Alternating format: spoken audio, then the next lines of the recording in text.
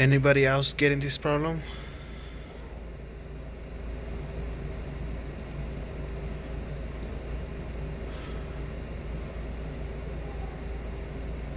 After I install the program, I keep getting this.